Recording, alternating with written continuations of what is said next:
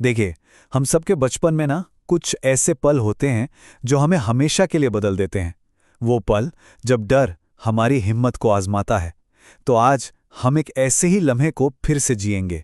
ये साहित्य के पन्नों से निकली एक कहानी है जो मायूसी से पैदा हुए हौसले के बारे में है।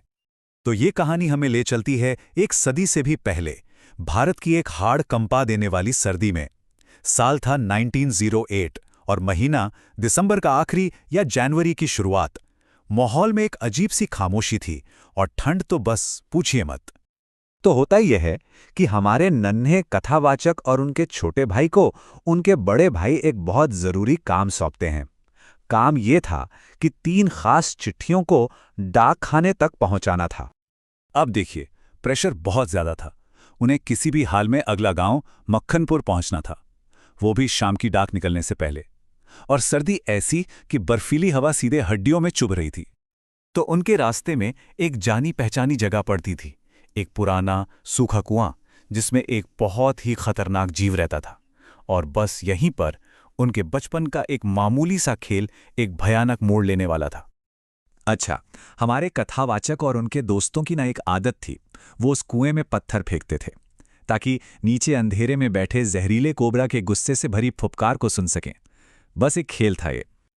जरा सोचिए इस कुएं के बारे में। ये कोई पक्का कुआं नहीं था, कच्चा था।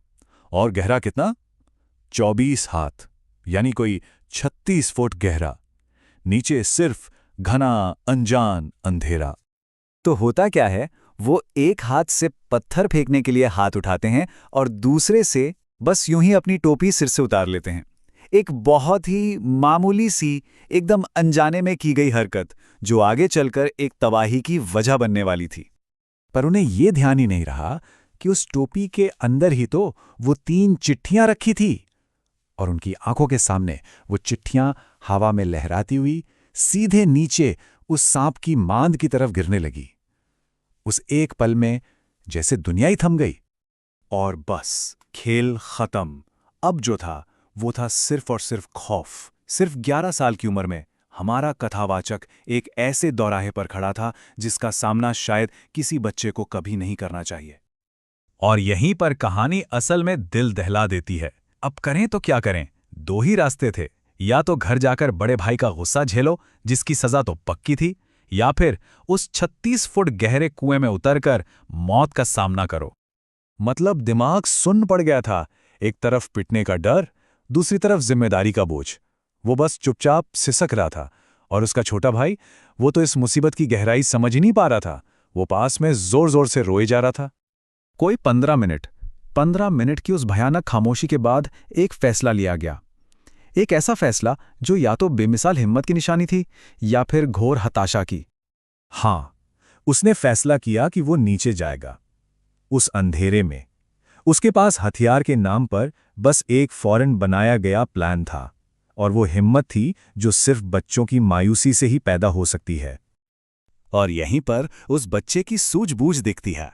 देखिए उसने क्या किया। 5 धोतियों को एक दूसरे से बांधकर एक लंबी रस्सी बना ली, एक नाजुक सी जीवन रेखा, नीचे इंतजार कर रहे सांप का सामना करने के लिए। प्लान तो ये था कि मैं डंडे से सांप को मार दूंगा।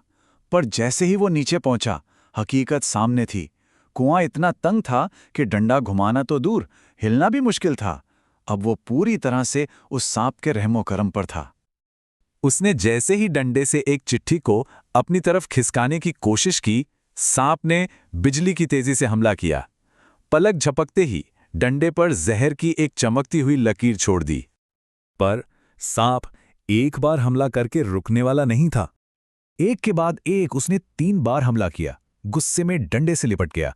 और इसी अफरा तफरी में उस बच्चे ने अपनी हथेली पर सांप की पूंछ का वो बर्फीला ठंडापन महसूस किया। मौत बस कुछ इंच की दूरी पर थी। लेकिन तभी उस खौफ के बीच दिमाग चला। उसने अपनी स्ट्रैटेजी बदली। मिट्टी फेंककर सांप का ध्यान भटकाया, फुर्ती से चिट्ठियां उठाईं और फिर अपनी कीमती छड़ी भी वापस खींच ली, एक और हमले से बाल बाल बचते हुए। चलिए, चिट्ठियां तो मिल गईं, पर अब सबसे बड़ी चुनौती बाकी थी, वापस ऊपर रोशनी में लौटना। देखते हैं कि ये भयानक मुठभेड़ कैसे एक कभी न भूलने वाली याद बन गई। 36 फुट।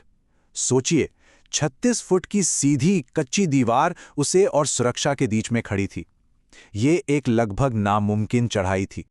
पैर रखने के लिए कोई जगह नहीं, कोई सहारा नहीं, सिर्फ अपनी बाहों के दम पर इंच दर इंच वो ऊपर चढ़ा।